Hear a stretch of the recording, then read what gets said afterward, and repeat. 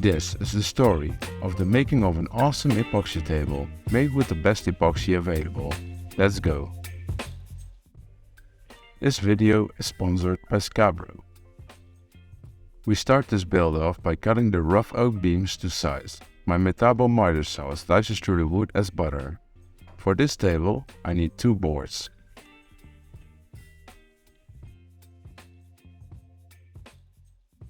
With a speed square I do a quick check if the fence on my jointer is square. I join the face of the board and after this the side to make a 2-side square. The jointer I am doing this on is a Skepop combination machine from the 80s. It's an old-timer but it's never let me down. Then I forgot to put a dust collection face on and square up the other side of the board. At the planer I square up the last face of the board, making a square on all 4 sides. With my magic Pika pen I mark the locations I am going to put the dominoes to glue up the 2 boards together. This is literally the first time I use my vessel domino in a video. Totally unnecessary to buy, but you instantly look pro when using one.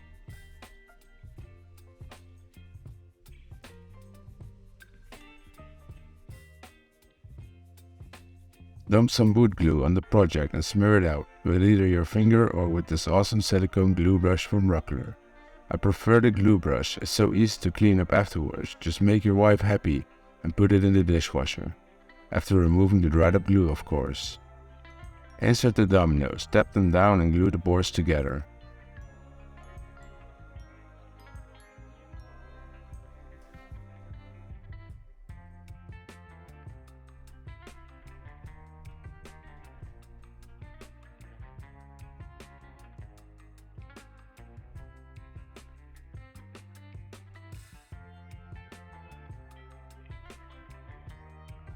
Remove excess glue with a damp cloth, no worries.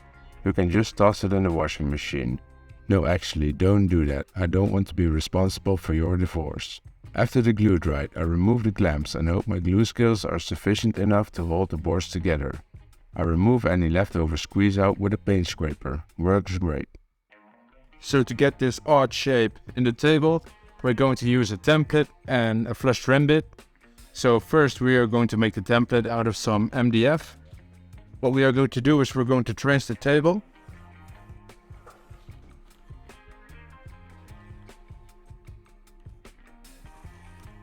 So I want my table to be 70 centimeters in length. I'm going to use this template on both sides of the table. So I have to make it half the length of the table, which is 35 centimeters.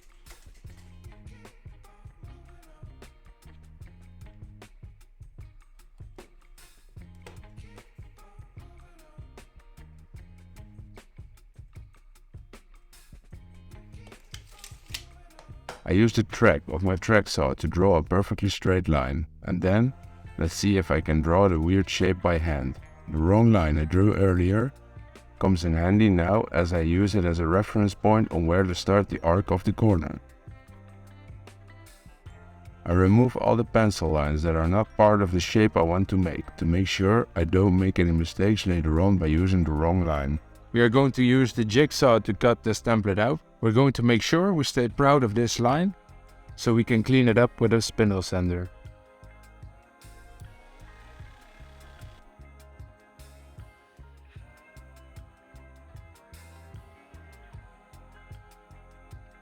I bought the spindle sander specifically for this project, as I never thought I would really need it before, but after using it, I think it's a really great asset to your tools and can save you a lot of time.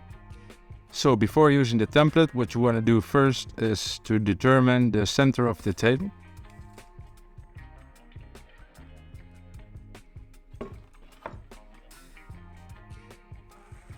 So to attach the template to the table, we are going to use some double-sided tape.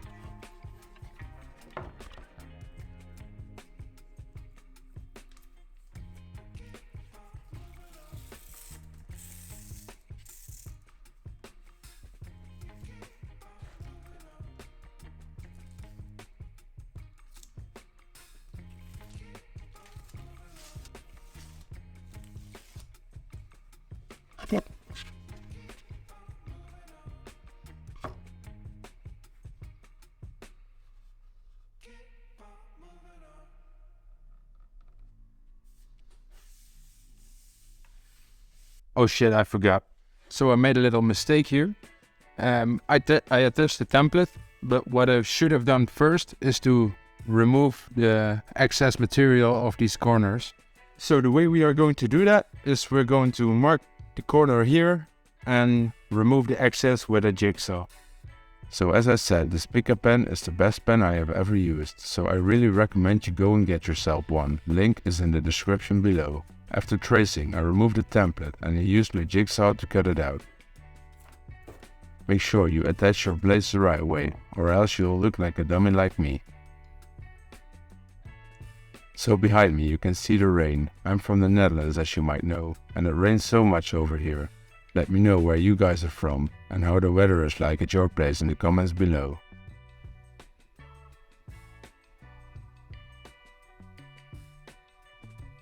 So as you can see, I trimmed off the excess wood, put the template back on, and I inserted my flush trim bit into my palm router. The bearing you can see here is going to be guided by the template, and it will copy the template on the table. So I am a self-taught woodworker and I make some mistakes while routing. Let's see if you can spot them.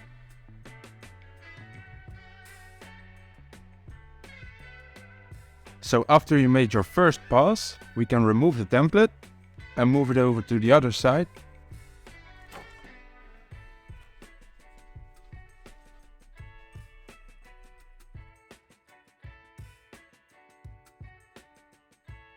So now we have made our first pass around the whole table.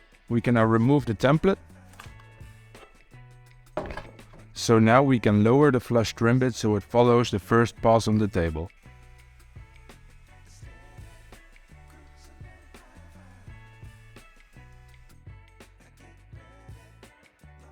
So for the last pass, I'm going to turn the table upside down.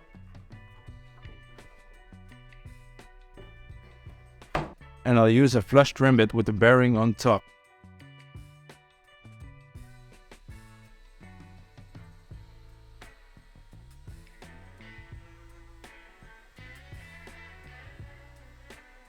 As you can see, the table now has a nice clean edge all around. So now we are going to make the template for routing out the Scabro logo on the table. We're going to use a scrap piece of MDF again. We're going to place the table onto the piece of MDF and draw an outline.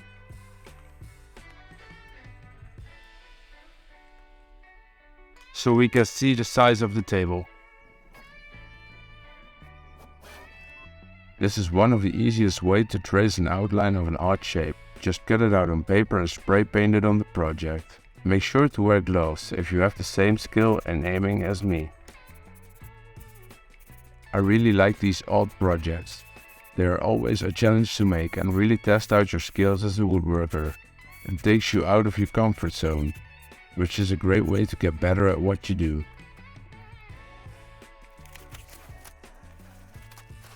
As you can see, I spray painted the Scabro logo onto a piece of MDF. We're going to cut the painted part out so we can make a template for routing the Scabro logo in the table.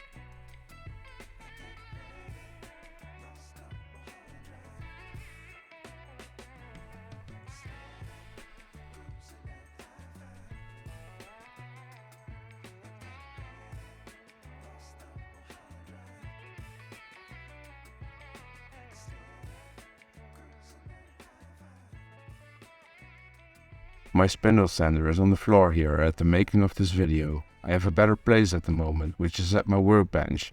I want to make a dedicated base for it, maybe a flip top, as made by Brad from Fix This Build That.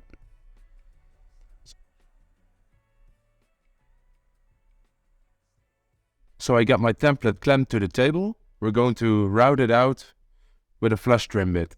So I started routing the first pass. After this I drilled some holes and removed the most of the wood with the jigsaw.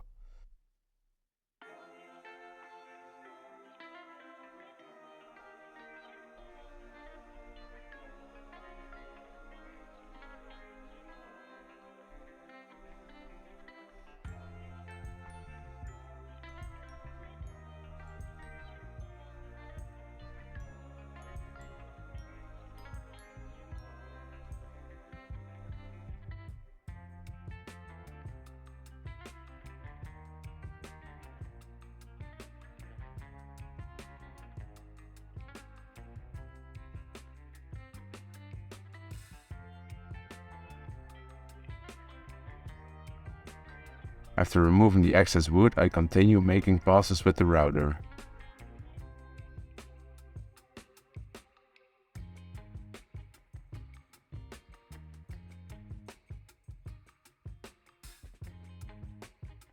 So I finished routing with the template. Check this out. That's awesome. So I'm getting ready to pour the epoxy. I got to seal this off first. I'm going to use the template we used earlier. I'm going to cover this with packaging tape and stick it on here. And while I'm sealing the table, let me take this opportunity to talk about the sponsor of today's video, Scabro.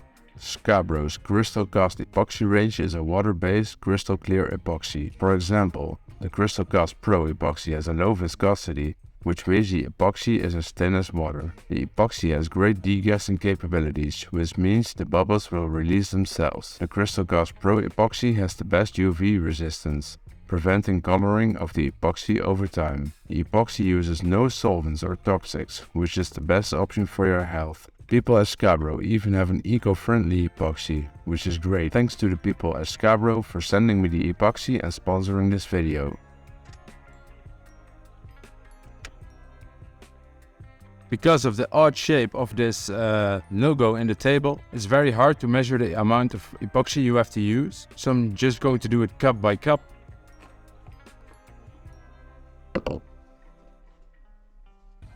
I measure the epoxy by weight as told on the instructions on the label. This epoxy has, like most have, a 2:1 ratio. Mix the epoxy at least for 5 minutes when mixing by hand.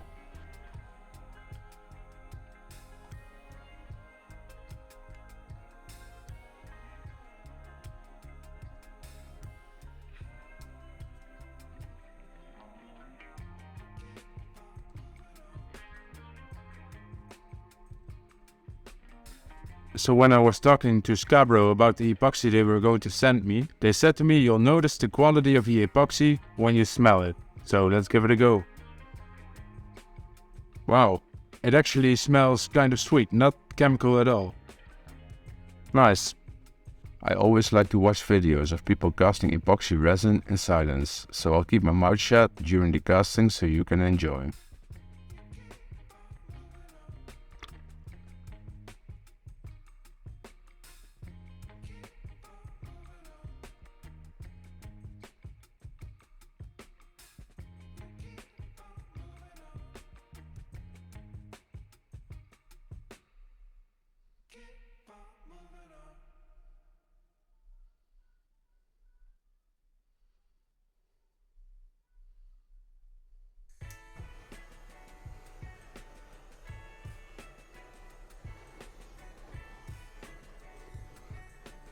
Okay, so it's very cold here.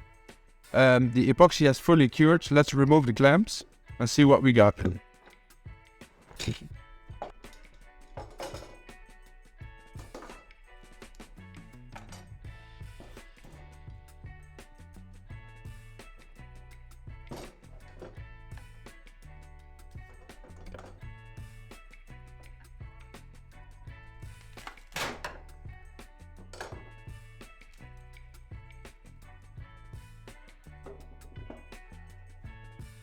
Wow, super clear.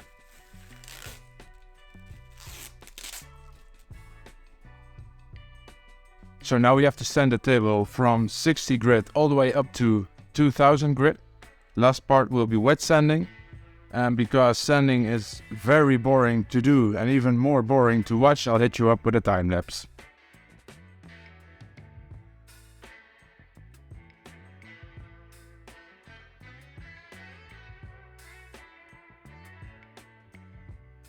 So before continuing with sanding, I want to give the edge of the table a chamfer.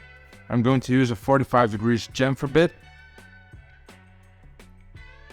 And I'm going to do that on the top and on the bottom of the table. When routing, you should always watch out for the direction you are routing. If you go the wrong direction, the router can grab in the wood and cause chip out and maybe even ruin your project. I stopped making the chamfer because I forgot. There's a nice big crack over here. And I want to fill that with epoxy as well. And it's easier without the rounded edge. This is just a strip of packaging tape covered with some duct tape, which should be plenty enough to hold the epoxy in place while setting. So for the color I chose this bright orange of the Scarborough logo.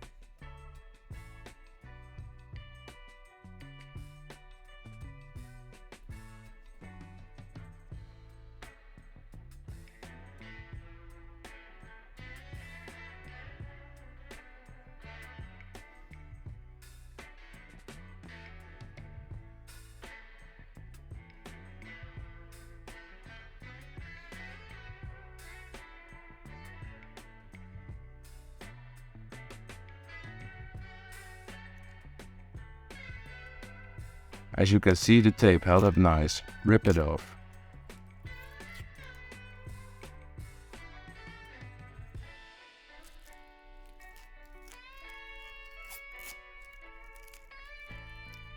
I sent the accents epoxy down with an orbital sander. This took a while. Next time maybe I'll use a belt sander.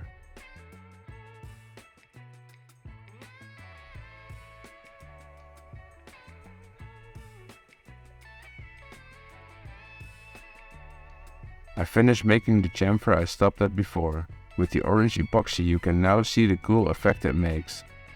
On the bottom side of the table we're going to make a bigger chamfer, and we're going to do that in 2 passes. Again, make sure to watch the direction you are going. I changed the height of the router to go a little bit deeper.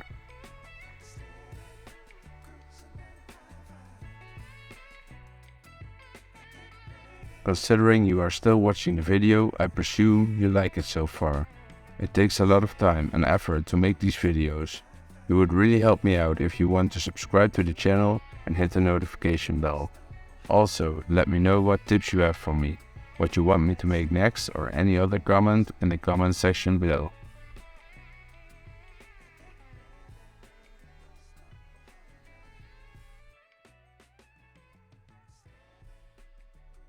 So by now we got the table ready for finish. First we are going to seal the wood with Scarborough's Porosity Sealer Aqua. And after that we're going to do a flood coat of the brilliant glaze epoxy from Scarborough. After that the table will have a very nice high gloss finish. Again, the ratios are on the label. The mixture will look yellowish, but the people at Scarborough assured me that you won't see any yellow in the result.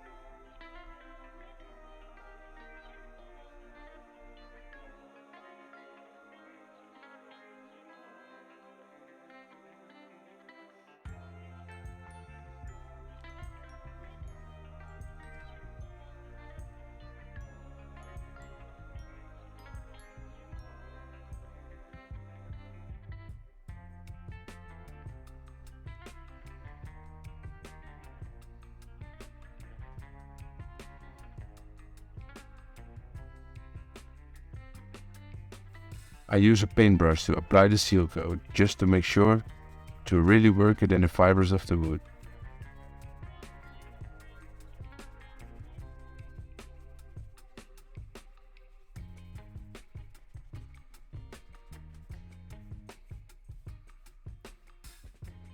So I noticed a little air pocket right here in the epoxy.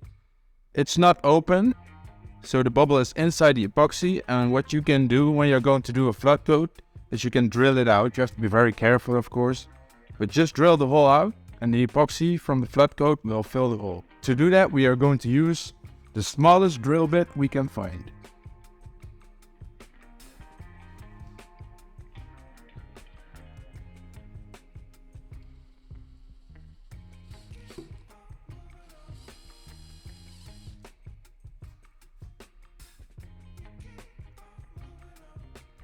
So now it's time to do the flood coat. So as I said, for the flood coat we are going to use the Scarborough Brilliant Glaze Epoxy. When mixing up the flood coat of epoxy, I neglected the fact that it was way too cold in my shop to do these kinds of pours. I ended up sanding the table down again to bare wood, repeat sealing, and redid the flood coat after heating up my shop to the perfect temperature.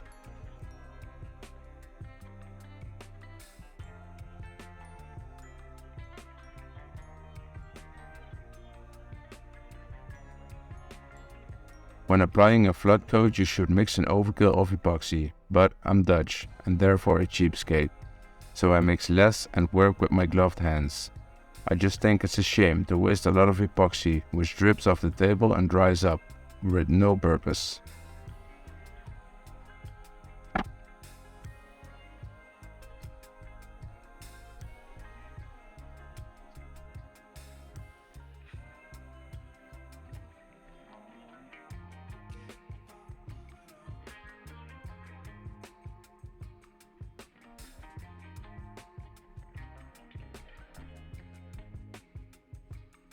So the table is almost finished. Now it's time to mount the legs. I made these legs a couple of months ago for another project. Didn't use them, but they fit nicely on this table.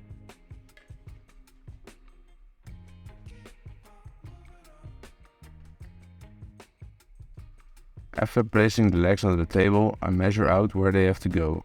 I mark the hole location with the spring-loaded center punch, which I will link in the description.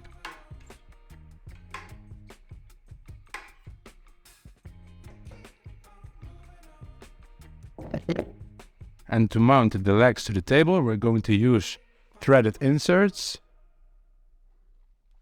And I'll link those in the description. I mark my drill bit with some tape to make sure I don't drill too deep. It happens to everyone drilling through a perfectly fine tabletop, doesn't it? Well, it happened to me for sure.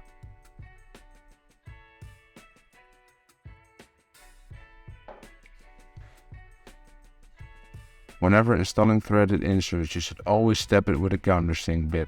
You'll notice the inserts will drive in way better.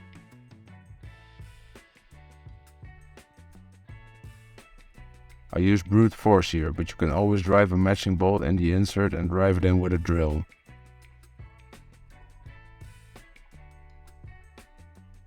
The people at Scarborough really helped me out while making this table, with giving me advice on their products and how to use them. I really recommend their epoxy, go get some.